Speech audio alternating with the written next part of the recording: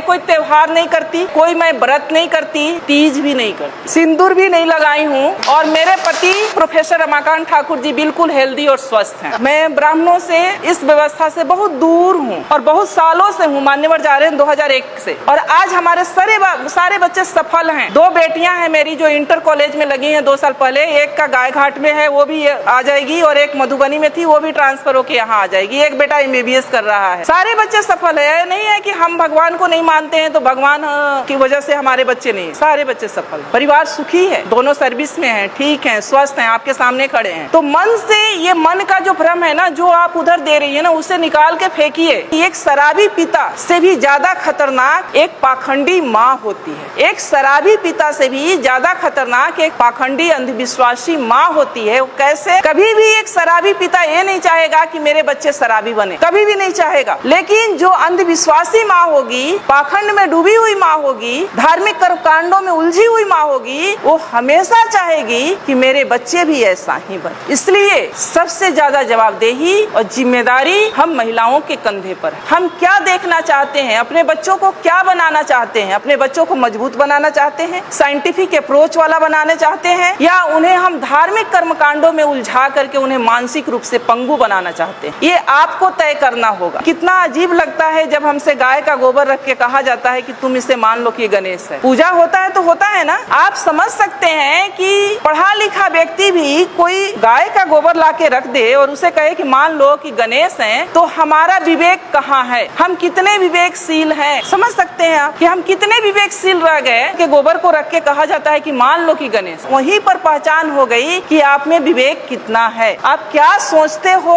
और क्या नहीं सोच सकते हो, सोचने की क्षमता आपकी कहाँ तक है। मानसिक टेस्ट, वो पैरामीटर, तो आप उन सब चीजों से निकले। बुद्ध शरण हंस जी लिखे हैं 4 खूंटे जिसमें हम लोग बंधे हुए हैं। उन 4 खूंटों को उखाड़ फेंकना है। पहला है ब्राह्मण पुरोहित। घर बनाते हैं हम, गृह प्रवेश किसके अनुसार होता है? गृह प्रवेश किसके अनुसार होता है? ब्राह्मण के अनुसार। बच्चे पैदा करते हैं हम, नामकरण कौन करता है?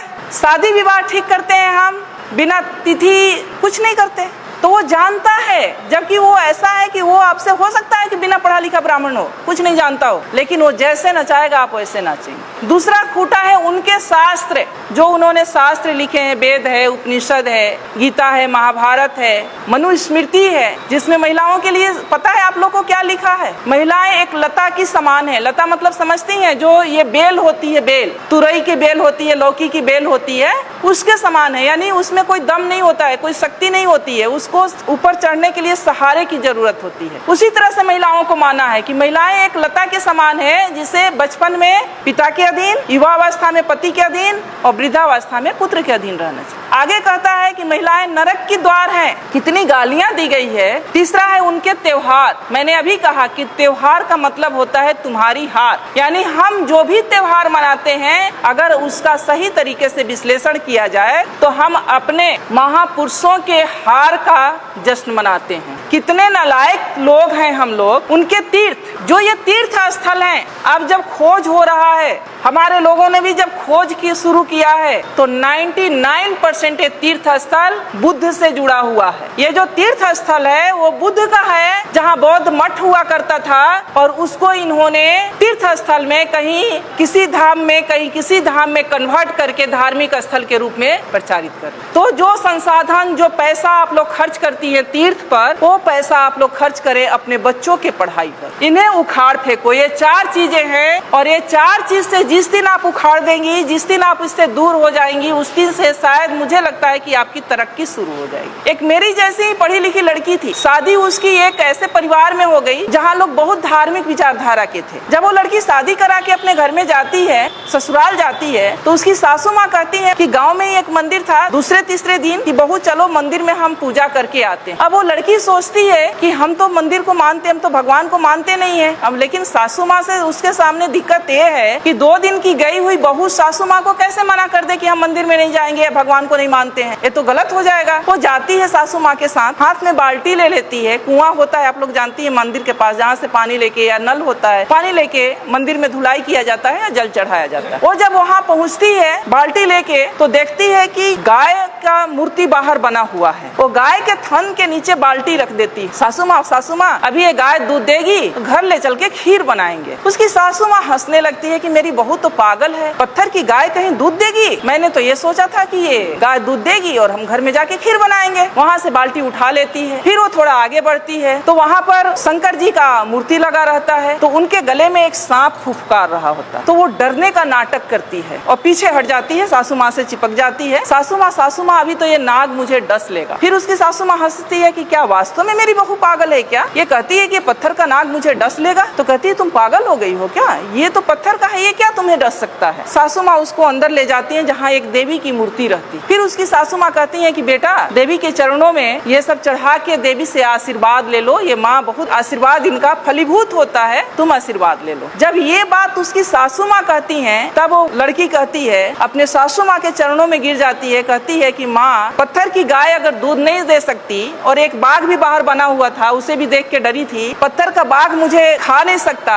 पत्थर का नाग मुझे डस नहीं सकता, तो ये पत्थर की देवी मुझे आशीर्वाद भी नहीं दे सकती। मेरी देवी आप हो और मैं तो आपकी सेवा करूंगी और मुझे तो आपका आशीर्वाद चाहिए। कि जो समाज ये कहता है कि हम सब हिंदू हैं और हिंदू आज खतरे में हैं, इसलिए हम सबको इकट्ठे होकर रहना चाहिए, जुड़ कर रहना चाहिए, वही समाज क्योंकि वो शीर्ष पर बैठा हुआ है, सारी व्यवस्थाओं की बागडोर उसके हाथ में है, फूले जैसे पिक्चर को जनसाधारण के बीच में दिखाने से गुरेज कर रहा है। मेरा एक सवाल है, क्या महात्मा ज्योतिबा फूले और सावित्रीबाई फूले जिनके जीवनी पर ये पिक्चर बना है, क्या वो हिंदू नहीं थे?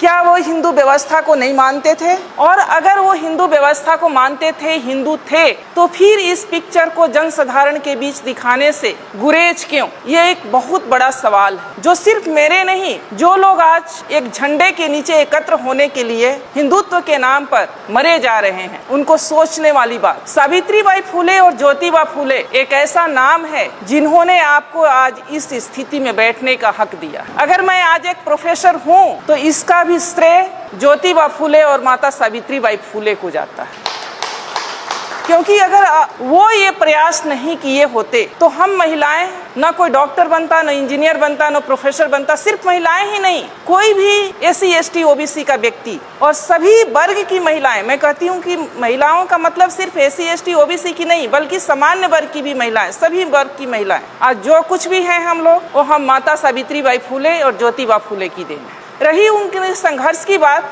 तो मैं बता दूं कि माता सावित्रीबाई फूले जब मात्र 7 वर्ष की थी तब उनके हाथ एक इंग्लिश की किताब लगी, अंग्रेजी की बुक लगी और उसके पन्ने पलट रही थी। इतने में उन पर नजर उनके पिता की पड़ती है और वो उनके हाथ से किताब छीनकर खिड़की के बाहर फेंक देते हैं, क्योंकि उस समय महिलाओं के लिए पढ़ना लिखना पाप समझा जाता था। SC ST OBC के पुरुषों के लिए और सारी महिलाओं के लिए पढ़ने लिखने का कोई अधिकार नहीं था। और उनकी 9 वर्ष की अल्पायु में आप समझ सकते हैं कि 9 वर्ष की कितनी कम उम्र होती है, क्योंकि उस समय बाल विवाह प्रचलित था। 9 वर्ष की उम्र में उनकी शादी हो जाती है। संजोग कहिए, उनका सौभाग्य कहिए कि उनकी शादी ज्योतिबा फूले से होती, और जब शादी होती है तो ये इस इच्छा को वो ज्योतिबा फूले के सामने रखती। और जब ज्योतिबा फूले खेतों में काम कर रहे होते हैं तो जब खाना लेके माता सावित्रीबाई फूले जाती हैं खेतों में, तो अपने साथ वो किताब भी रख कर ले जाती। किताब रख कर ले जाती हैं तो ज्योतिबा फूले वहाँ उनको कुछ टास्क दिए होते हैं, वो कहते हैं उन्हें पढ़ाने लगते हैं। जब घर से बाहर वो खेतों में उनको पढ़ाते हैं,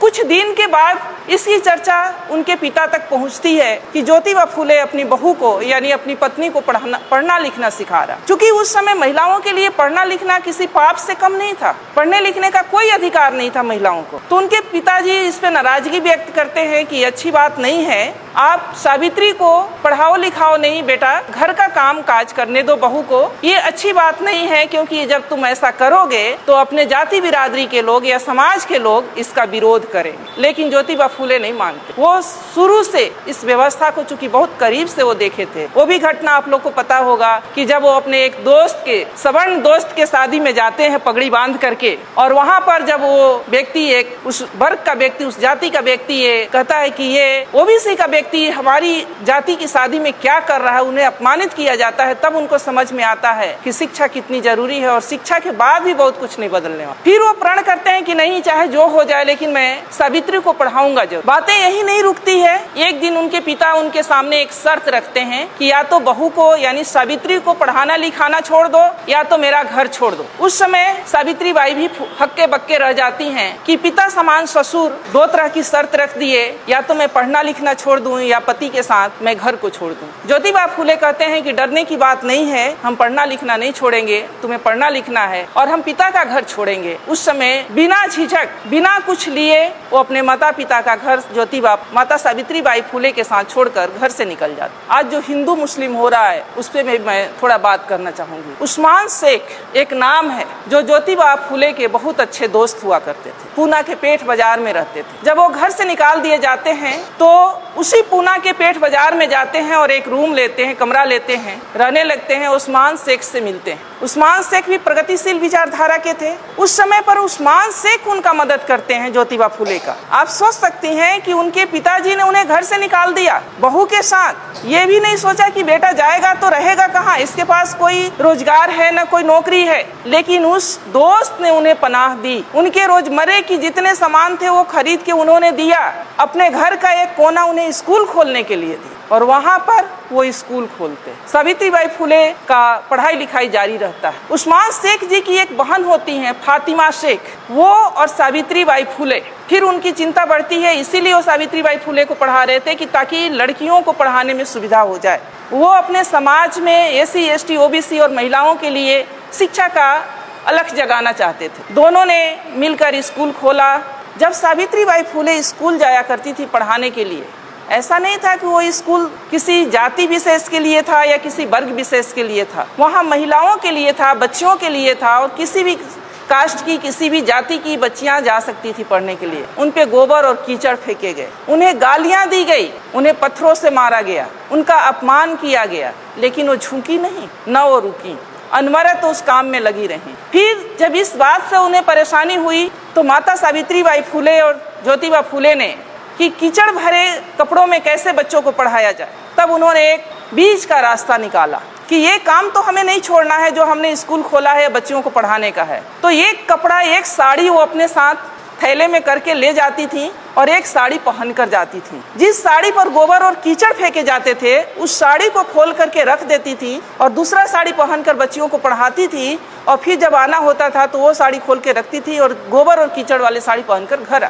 आप सोच सकती हैं कि वो महिला जिनके कोई औलाद नहीं थे, सावित्रीबाई फूले के कोई अपने बच्चे नहीं थे, अपने संतान नहीं थे, इसके बावजूद भी उन्होंने इतना अपमान क्यों झेला दूसरी लड़कियों को पढ़ाने। आज हम लोग अगर सावित्रीबाई फूले की चर्चा कर रहे हैं तो उसके पीछे का राज यही है कि वो निस्वार्थ भाव से पूरे समाज की महिलाओं को मुख्य धारा से जोड़ने के लिए उन्होंने ये काम किया और इसमें हजारों रोड़े आए, उन्हें घर से निकाला गया, उन्हें अपमानित किया गया, उन पर कीचड़ और गोबर फेंके गए, फिर भी वो कभी रुकी नहीं। फूले दंपति इतना अपने काम के प्रति अड़िग थे कि लाखों परेशानियां आने के बावजूद भी वो दोनों रुके नहीं। इतना ही नहीं, उस समय चूंकि कम उम्र में शादी हो जाती थी तो लड़कियां कम उम्र में शादी होने की वजह से बाल विधवाएं भी हो जाती थी और एक बहुत बड़ा अत्याचार महिलाओं के ऊपर बाल विधवा के रूप में था। अगर कोई बाल विधवा हो जाती उसके बाल मुड़ दिए जाते, जैसा कि मान्यवर ने बताया। उसको अच्छा खाने का हक था, न अच्छा पहनने का अधिकार था, उसे कहीं एक रूम में कोठरी में डाल दिया जाए, यानी उसकी जिंदगी एक नरक के बराबर हो गई थी। उससे माता सावित्रीबाई बहुत व्यथित थी। उन्होंने इस बात की भी चर्चा ज्योतिबा फूले से की और उन दोनों ने मिल करके एक बाल विधवा आश्रम खोले, जहाँ जो उपेक्षित बाल विधवाएं हैं या जो वैसी बाल विधवा जो माँ बनने वाली हैं किसी कारण से और समाज उनको या परिवार उनको स्वीकार नहीं कर रहा है, वो वहाँ आकर अपनी बच्चों को जन्म दे सकती थी। इतना बड़ा काम उन लोगों ने सिर्फ और सिर्फ समाज के लिए किया। और आज हमने जैसा कि कहा कि पढ़ने लिखने का जो अधिकार मिला, अगर ज्योतिबा फूले नहीं होते, सावित्रीबाई फूले नहीं होती तो छत्रपति साहू जी महाराज नहीं होते, छत्रपति साहू जी महाराज नहीं होते, तो फिर बाबा साहब भी नहीं होते, और बाबा साहब नहीं होते तो ये संविधान नहीं होता, ये संवैधानिक अधिकार नहीं होता, और आज हम यहाँ बोल नहीं रहे होते, आप लोग यहाँ सुन नहीं रहे।